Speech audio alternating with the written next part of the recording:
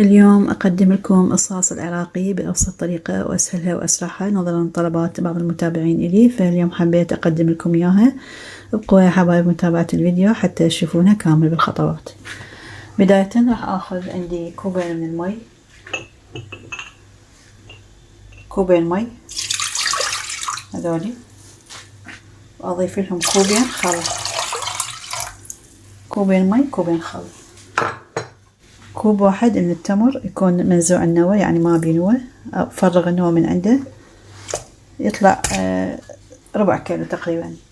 أنا طرشانة أو المشمش المجفف مثل ما نسميه، يعني أخذ تقريبا ربع كوب أو نص كوب، نص كوب أخذ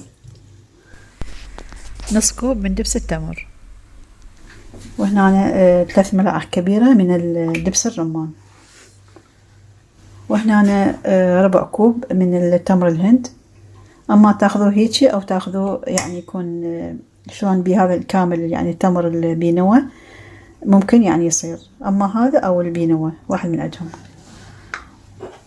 وهنا أنا عندي المعجون، أخذ ملعقتين كبار من المعجون، هاي وحدة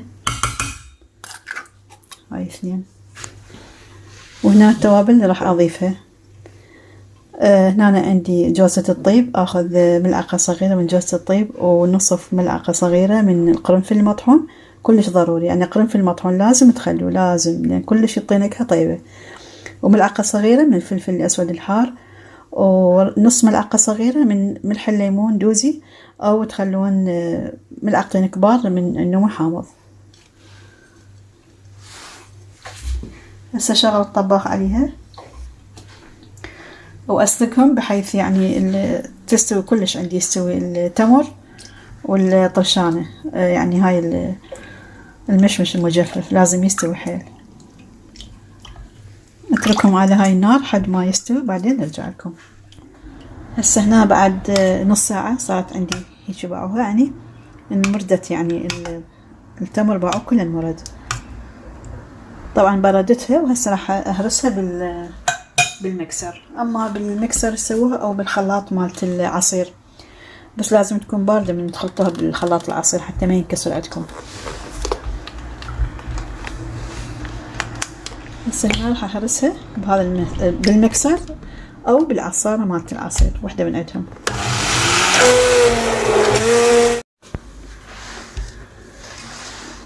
هسه كمل عندي صار بهذا الشكل، تشوفوا شلون. ممكن تضيفوا له مي، بس ما انصحكم تخلوا له هسه مي، بعدين من تستخدموه ضيفوا له قليل من المي، لان اضافة المي هسه يعني قبل ما تستخدموه يمكن شوية يعفن عندكم، فخلوه هيك بهذا الشكل، وبعدين اثناء الاستخدام ضيفوا قليل يعني المي.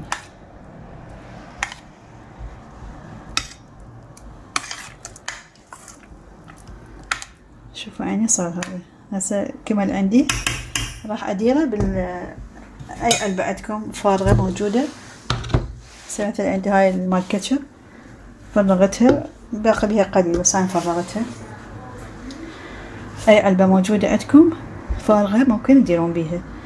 وحتى ما يوقع عندي منا ومنا، اخذت هذا البطل قصيته، بطل صغير يعني قصيته، اخليه هيك بهذا الشكل، هيك شوفوا عيني صراحة.